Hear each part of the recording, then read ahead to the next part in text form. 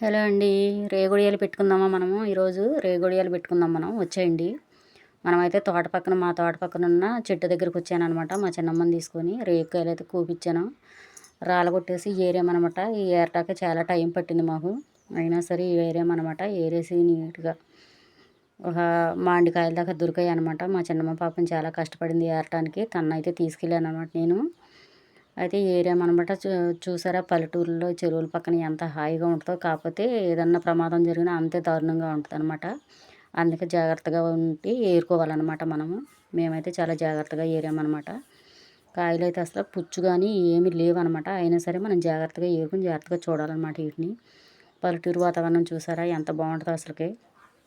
చెట్టు అయితే చాలా పెద్దదనమాట. నే నేను చిన్నప్పుడు ఎప్పుడో వేసినట్టున్నారు ఈ చెట్టు. అది ఇంకా అట్లాగే ఉందన్నమాట.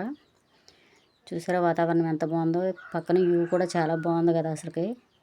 దీనికి ఉయ్యాల కూడా ఉందన్నమాట. చాలాసేపు ఉయ్యాల కూడా ఊగాం మేము సరదాగా. అయితే కాయలు అయితే ఏరామండి. ఏరిన తర్వాత ఇంటికి తీసుకొచ్చి కడిగేసేసాను. కడిగి ఆరబెట్టాను అనమాట.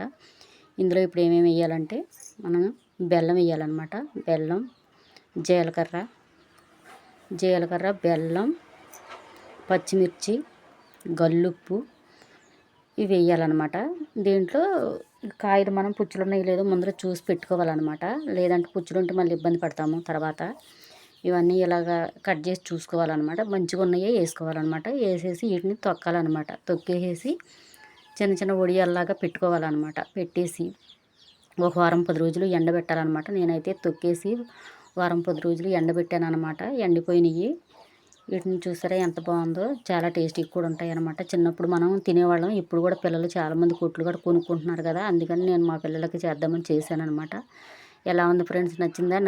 నచ్చితే లైక్ చేసి, షేర్ చేసి, కామెంట్ చేసి, సబ్స్క్రైబ్ చేయండి ప్లీజ్.